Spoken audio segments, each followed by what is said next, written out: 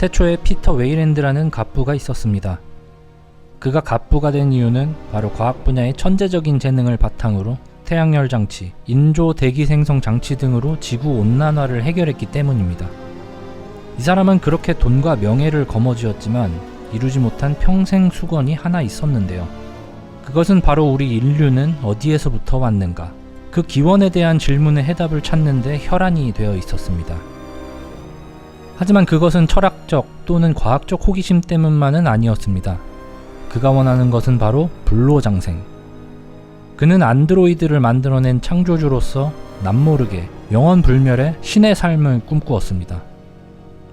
인류의 창조주를 만날 수 있다면 그 꿈을 이룰 수 있지 않을까 하는 오만방자한 생각을 품고 살았죠.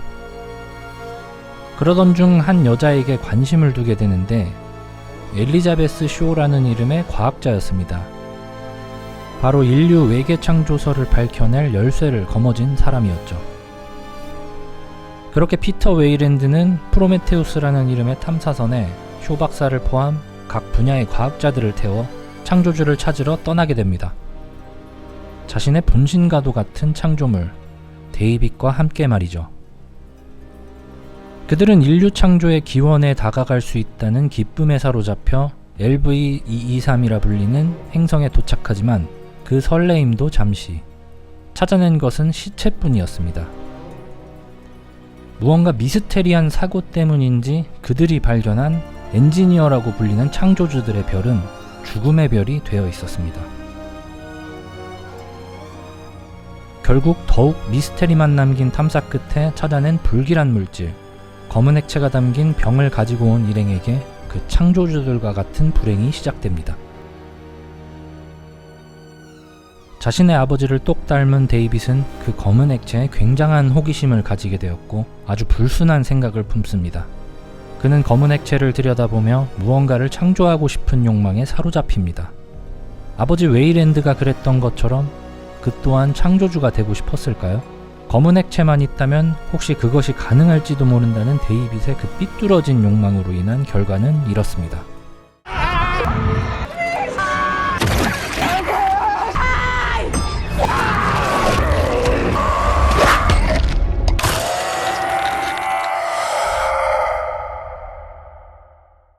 어찌저찌 가까스로 살아남은 쇼 박사와 데이빗. 저 같으면 뒤도 안 돌아보고 지구로 빤스런해서 평생 이불 밖에 안 나가려 할 텐데 그들은 이대로 빤스런하긴 억울하다며 엔지니어들의 본진으로 쳐들어가자고 결심하게 되고 새로운 우주선을 타고 떠납니다.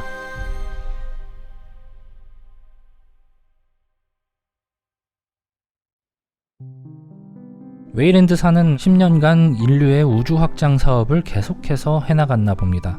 그러한 사업의 일환으로 행성 개척 임무를 수행하기 위해 커버넌트라는 이름의 우주선을 개척지 후보군 행성인 오리가의 6로 보냅니다. 커버넌트5는 마치 노아의 방주처럼 수많은 개척민들의 동면체와 배아 등을 실은 개척선인데요.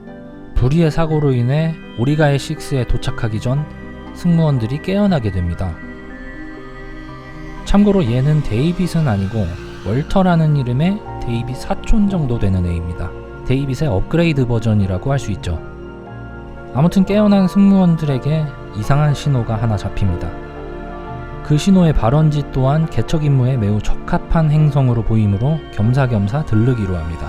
물론 목적지와 달라 반대하는 사람도 있었지만 에이리언 시리즈는 엿되는 쪽으로 진행돼야 재밌어지니까 반대 의견은 받지 않습니다. 커버넌트 역시 시리즈 특 조심성 없이 행동해서 엿된다를 여실히 따르는 영화답게 그들은 엿됩니다.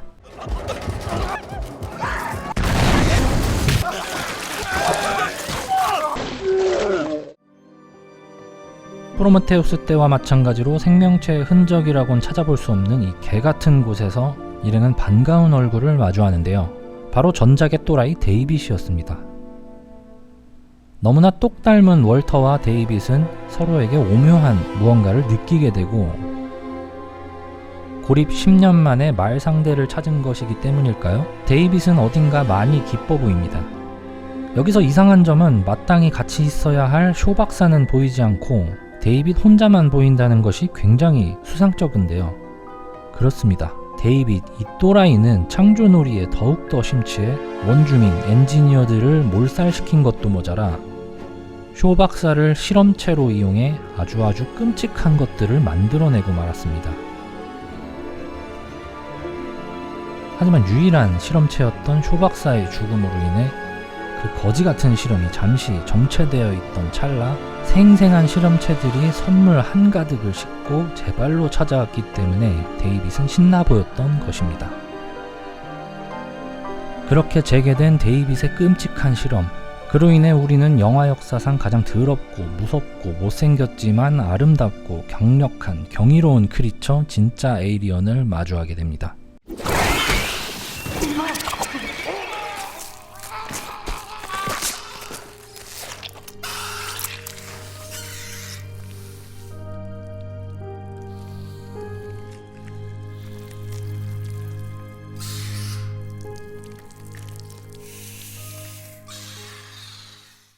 월터는 자신의 형제 데이빗의 만행을 막아보려 하지만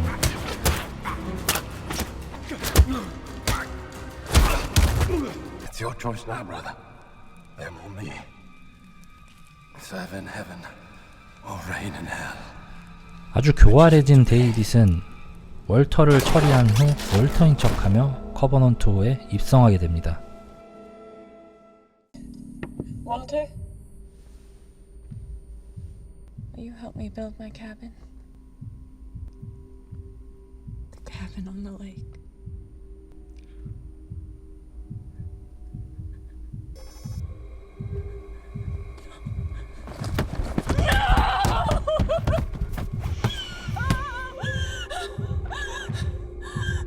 Don't let the bed bugs bite. 그렇게 데이빗은 수많은 실험체들과 함께 우주의 어둠 속으로 사라집니다. 마치 그가 그렇게 바랬던 창조주, 즉 신이 된 듯한 기분을 만끽하며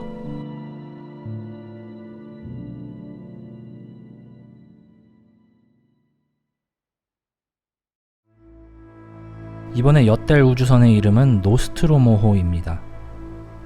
웨이랜드사의 우주 확장 사업은 어느 정도 진행이 됐는지 노스트로모호는 개척선이 아닌 우주를 오가는 견인선입니다. 2천만 톤의 광석 정제 처리 시설을 견인해서 지구로 복귀하던 도중 어떤 수상한 신호를 감지해 승무원들이 깨어나게 되는데요. 네, 그렇습니다. 에이리언 시리즈의 전통은 이 영화에서 시작된 것이죠. Intercepted a transmission of unknown origin. She got us up to check it out. A transmission? Out here? Yeah. But this is a commercial ship, not a rescue ship. Right. There is a clause in the contract which specifically states any systematized transmission indicating a possible intelligent origin must be investigated. 수상한 신호를 듣는다면 엿될 것 같지만 반드시 가봐야 한다. LV-416이라는 이름의 행성으로 구조 탐사 임무를 강행하는 달라스 선장. 온몸이 짜릿해지는 두근두근한 모험 도중에 어딘가 코끼리같이 생긴 시체도 발견하고 굉장히 수상한 수박밭에 도착하게 되는데 커버넌트에선 선장이 당했으니 이번엔 부선장 차례입니다. 동행한 부선장 케인은 당하고 맙니다. 그렇게 데이빗 실험의 결정체인지 아니면 엔지니어들의 또 다른 실험의 산물인지 엇비슷한 결과로 만들어진 괴생명체로 인해 노스트로모호 승무원들은 곤욕을 치르게 되었습니다. 엿댐 감지 센서가 뛰어난 우리의 주인공 리플리는 감염자 탑승을 극구 반대하지만 어쩔 수 없습니다. Open the hatch. Wait a minute. If we break quarantine, we could all die. Look, could you open the goddamn hatch? We have to get him inside. Wait, that's an order. You hear me? Yes, I read you. The answer is negative. 이분의 정의로운 선택으로 괴생명체와 함께 승선. 이 정의로운 신사분의 이름은 애쉬. 직책은 과학장교입니다. 과학장교라는 직책에 걸맞게 괴생명체에 대한 무한한 호기심이 발동하는데요.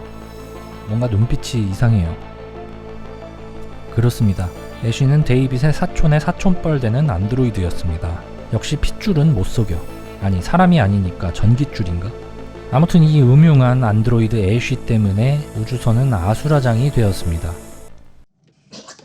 What's the matter? The food ain't that bad, baby.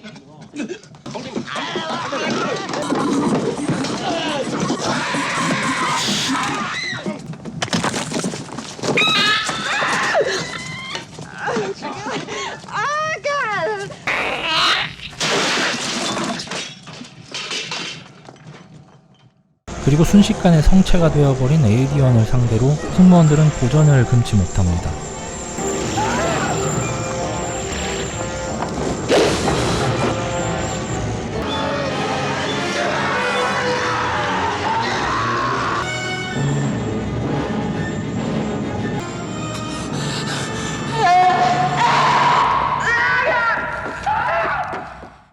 우여곡절 끝에 혼자 살아남게 된 리플리는 강수를 두게 되는데 바로 2천만 톤의 광석 정제 처리 장치고 뭐고 싹 다 폭발시키고 런하자인데요.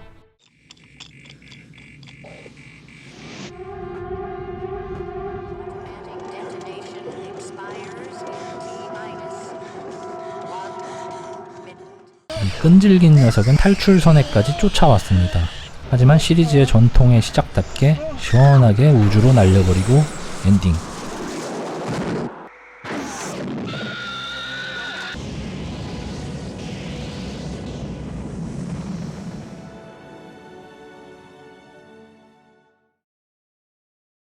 편안함에 이른 리플리.